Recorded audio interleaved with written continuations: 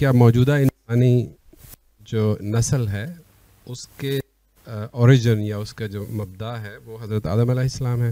قرآن مجید میں یہ بتایا گیا ہے کہ انسان کی تخلیق کی ابتدا سمندروں کے کنارے جو کیچڑ ہوتا ہے اس سے ہوئی ہے۔ یہ معلوم ہوتا ہے کہ بالکل وہی پروسیس اختیار کیا گیا ہے جو پروسیس اب ماں کے پیٹ میں اختیار کیا جاتا ہے۔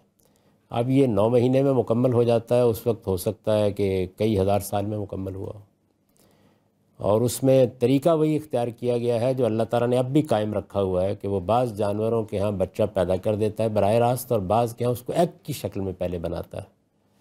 تو قرآن سے یہ معلوم ہوتا ہے کہ ان دلدلی زمینوں کے اندر انسان کی نشو و نما ہونا شروع ہوئی ہے۔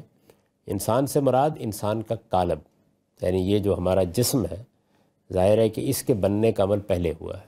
یہ ہمارا حیوانی وجود ہے، ایک انسانیت ہے جو اس میں آتی ہے، اور ایک ہمارا حیوانی وجود ہے۔ اس لحاظ سے ہم ایسے ہی حیوان ہیں جس طریقے سے باقی حیوانات ہیں۔ تو انسان کے حیوانی وجود کی تشکیل وہاں ہوئی ہے، اور بالکل اسی طرح سے ہوئی ہے۔ یعنی اب ماں کے پیٹ میں بچہ کیسے پیدا ہوتا ہے؟ ہم بہت سے اجزاء ہیں جن کو کھاتے ہیں، ایک فیکٹری لگی ہوئی ہے، اس میں وہ پروسیس ہوتے ہیں، ان کے اندر سے ایک افشردہ بنتا ہے، وہ ایک قطرہ آب ہے، ایک ایگ ہے، ان دونوں کے ملاپ سے آگے نشو و نما شروع ہو جاتی ہے۔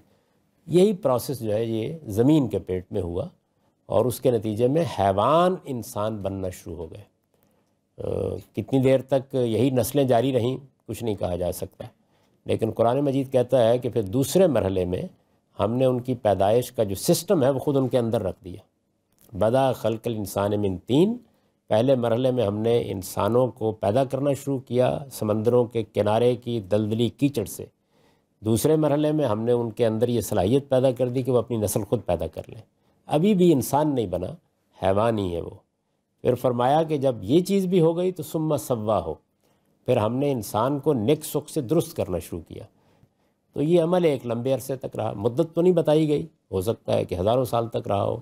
جب یہ عمل بھی مکمل ہو گیا تو پھر فرمایا کہ میں نے پھر ان میں سے 2 کا انتخاب کر کے آدم و حوا میں اپنی روح پھونک دی، اور اس طرح انسان کی ابتدا ہو گئی۔